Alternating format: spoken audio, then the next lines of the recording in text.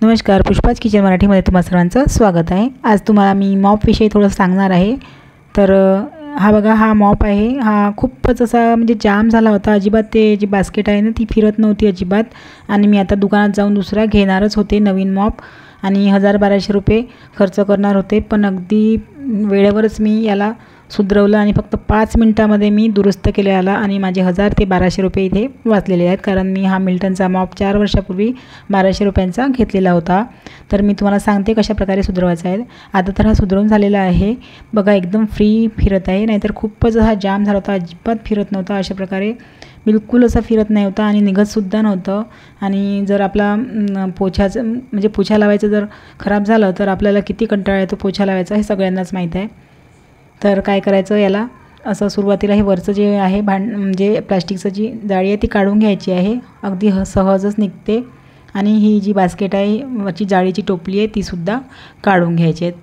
तर बघा, आता हे इथे ऑइल लागलेलं आहे, कारण मी हा सुधरवून घेतलेला आहे आपल्याच हाताने 5 मिनिटांमध्ये। तर याचा जो नट आहे तो तिथे लागलेला आहे।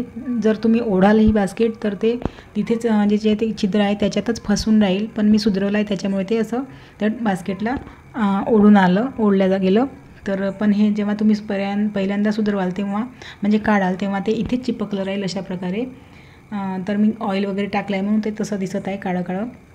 तर फक्त छोटासा इथे सुतळीचा तुकडा घ्यायचा आहे, किंवा मग छोटासा बारीक नाळ्याचा तुकडा घ्यायचा आहे आपल्याला, आणि अशी पक्की गाठ मारून घ्यायची आहे, कारण निघत नाही। तुम्ही पेंचिसनी किती प्रयत्न कराल तरी तो निघणार नाही, असा सुतळीचाच वापर करावा लागेल तुम्हाला, किंवा मग एखाद्या नाळ्याचा। तर आता इथे एका बाजूला असा पाय ठेवून द्यायचा आहे याच्यामध्ये बास्केटमध्ये, आणि असं पटकन असं खिचायचं आहे बघा, तरच ओढल्या जातं। थोडा ताकद लावावं लागते सुरुवातीला, कारण आता आम्ही सुधरवलं आहे त्याच्यामुळे मी पटकन काढून दाखवला इथे। तर याला मी असं जंग चढलेला होता, तर मी याला चांगलं ऑइलनं साफ करून घेतलं याला मस्त असं थोडंसं।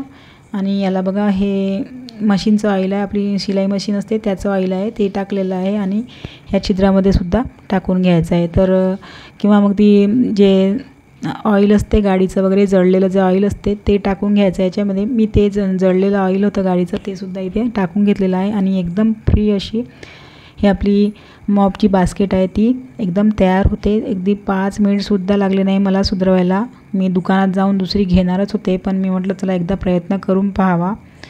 तर बघा, इथे ऑइल लावून घेतलं, चांगली बास्केट स्वच्छ करून घेतली, आतमध्ये सुद्धा काळी झाली होती, तर हात जात नाही असं। आणि मग ते म्हणजे काळपट होतो भाग, तर ते सुद्धा घासून घेतलं, आणि बघा किती फ्री झालेली आहे।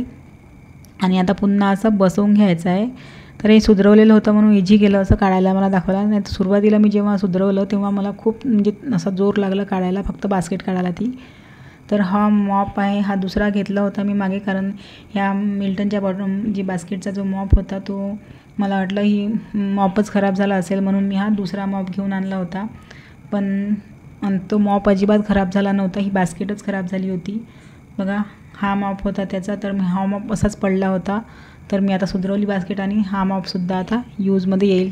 त्याला जो पोछाचा आहे तो लावून घेईल, पोछा पुसायचं ते। तर बघा, एकदम तो सुद्धा फ्रीली फिरत आहे, आणि हा सुद्धा फ्रीली फिरत आहे। तर यालासुद्धा असं ह्याच्या डंड्याला आहे थोडंसं, त्यालासुद्धा ऑइल लावून घ्यायचं, म्हणजे जाम होणार नाही अजिबात। आणि तुम्हाला हा 1000-1200 रुपये माझे तर वाचले, म्हणून मी हा व्हिडिओ मुद्दाम तुमच्यासाठी केलेला आहे। तर तुम्हीसुद्धा अशा प्रकारे पैसे वाचवू शकता आणि घरच्या घरी हा मॉप सुधरवू शकता।